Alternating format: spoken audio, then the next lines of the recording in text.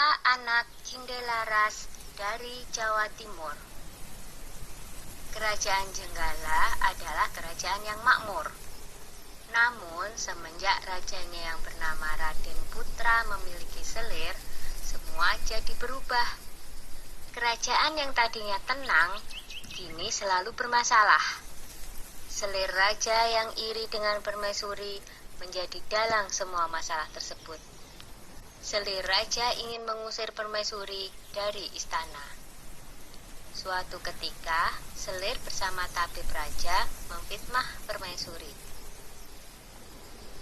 "Maaf Paduka, seseorang menaruh racun ke dalam minuman selir. Tidak ada pelayan Paduka yang berani masuk ruangan ini kecuali permaisuri," kata tabib dengan meyakinkan.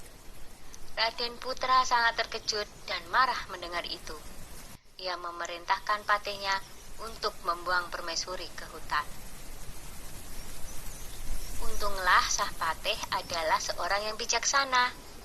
Ia sebenarnya tidak tega meninggalkan permaisuri yang sedang mengandung sendirian di hutan. "Maafkan hamba permaisuri, hamba tidak punya pilihan lain," kata patih. Patih membuatkan rumah kecil untuk permaisuri dan kemudian meninggalkannya. Setelah beberapa bulan di hutan, sang putri melahirkan seorang anak laki-laki. Anak itu diberi nama Cinderalas. Karena lahir dan tumbuh di hutan, Cinderalas berteman dengan binatang-binatang di hutan itu. Suatu hari, di saat asik bermain, seekor burung Raja Wali menjatuhkan sebutir telur. Cinderalas mengambil telur itu dan bermaksud menetaskannya. Tetapi secara ajaib, telur itu menetas menjadi seekor anak ayam. Cinderalas sangat menyayangi anak ayam itu.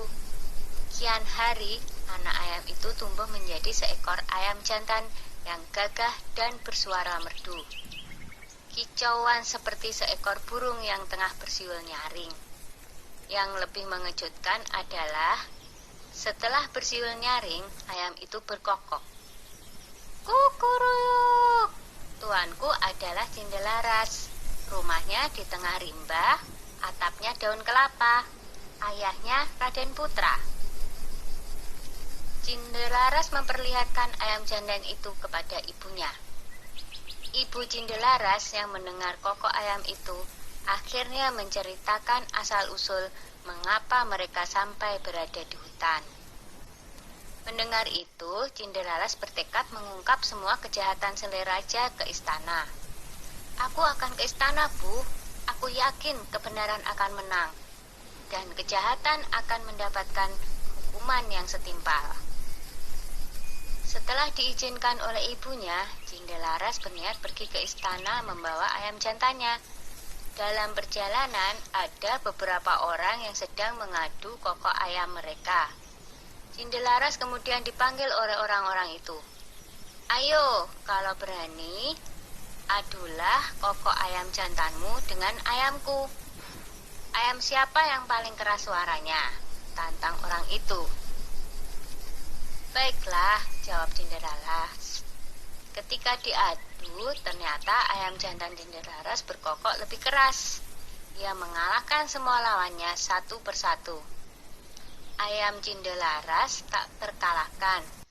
Berita tentang kehebatan ayam Cinderalas tersebar dengan cepat hingga terdengar oleh Raden Putra. Raden Putra penasaran dengan kokok ayam milik Cinderalas. Ia menyuruh hulu balang untuk mengundang Cinderalas ke istana. "Hamba menghadap Paduka," kata Cinderalas dengan santun. "Anak ini tampan dan cerdas. Sepertinya ia bukan keturunan rakyat jelata," pikir Baginda begitu melihat sosok Cinderalas.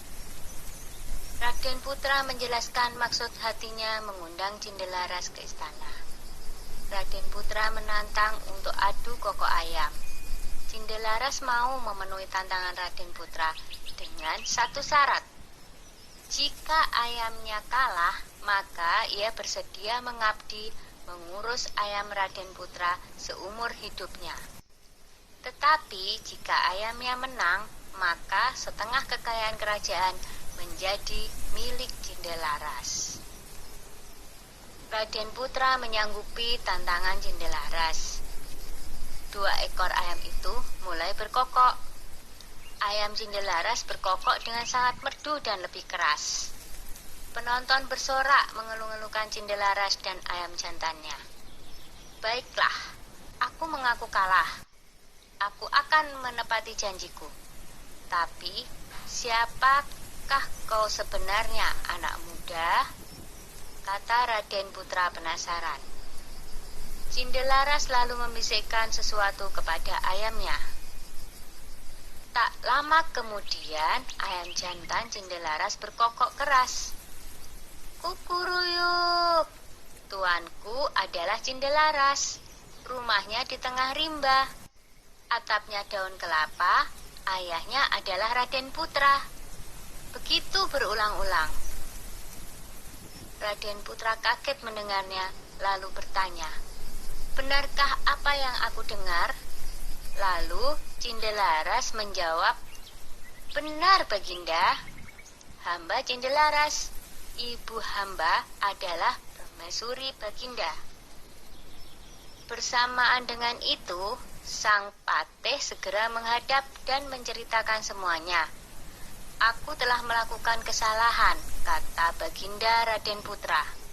Aku akan memberikan hukuman yang setimpal pada selir dan tabibku yang bersekongkol dengannya. Lanjut Baginda dengan murka. Kemudian selir pun dibuang ke hutan. Raden Putra memeluk anaknya dan meminta maaf atas kesalahannya selama ini. Raden Putra dan hulu balangnya segera menyambut permaisuri di hutan.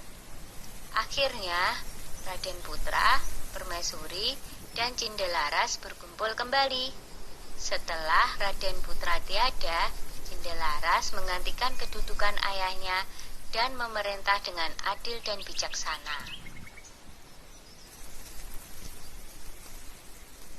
Dah ya cerita Cindelarasnya. Jumpa lagi.